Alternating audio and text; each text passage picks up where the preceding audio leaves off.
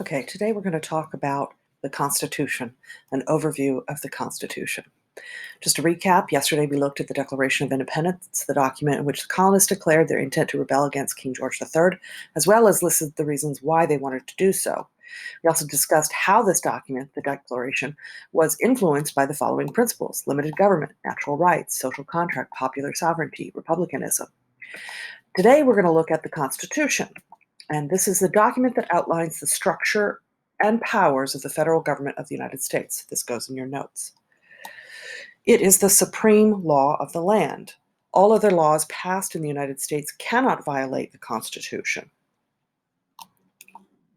Like the Declaration of Independence, the Constitution also reflects the principles of limited government, natural rights, the social contract, popular sovereignty, and republicanism.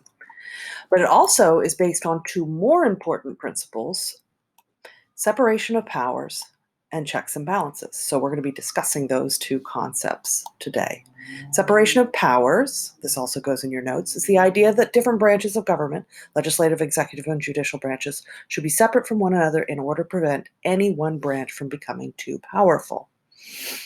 As you know, when an entity becomes too powerful, often that opens the door to corruption. So this separation of powers was built into the Constitution to try to keep corruption at a minimum. The legislative branch makes the law. This goes in your notes. The executive branch, and by the executive branch we mean the president, his staff, and bureaucracy, and by the legislative branch we mean Congress, makes the law.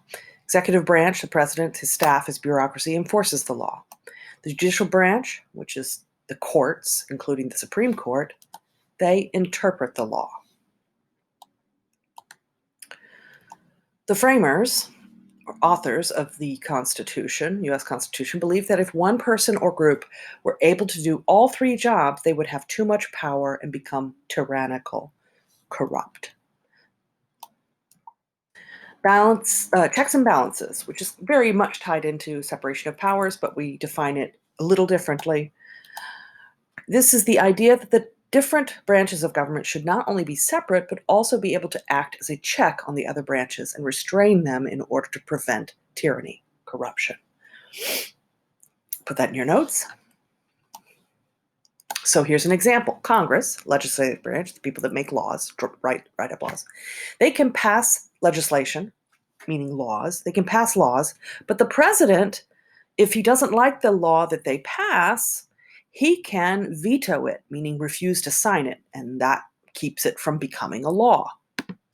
Now, Congress, if they have enough people in Congress who agree with this legislation, they can check him right back by overriding his veto and passing the law. If they have enough people who agree, that takes a 2/3 majority.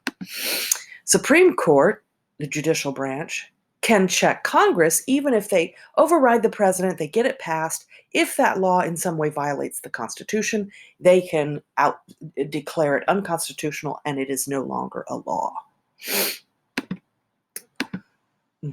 Okay, so here's a chart of the checks and balances, how the legislative branch, Congress, can check the judicial branch, how it can check the executive branch, and how these branches can check one another in return.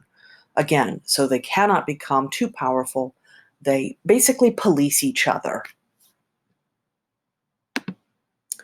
Now, the structure of the Constitution. This also goes in your notes. You need to know the basic structure of the Constitution. First, there's the preamble of the Constitution, which is the introduction. It explains the goal of the Constitution, which is to create a just system of government that will protect the people from internal and external threats and ensure equality of opportunity. So that preamble, what the preamble is, goes in your notes. And then after the preamble are three major articles. Think of them as chapters, if you will. So Article 1 describes the legislative branch, Congress, what they can and can't do, what their responsibilities are, and what their powers are. Article 2, or if you will, Chapter 2, describes the executive branch, the president's power, and what he can and can't do.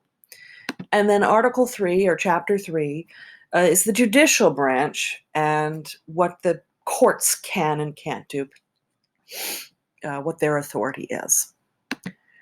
Then there are a few more articles besides Article 1, 2, and 3.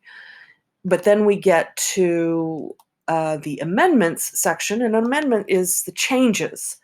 Amendment just means change. The changes made to the Constitution over the years. The first 10 amendments, of course, were made almost immediately.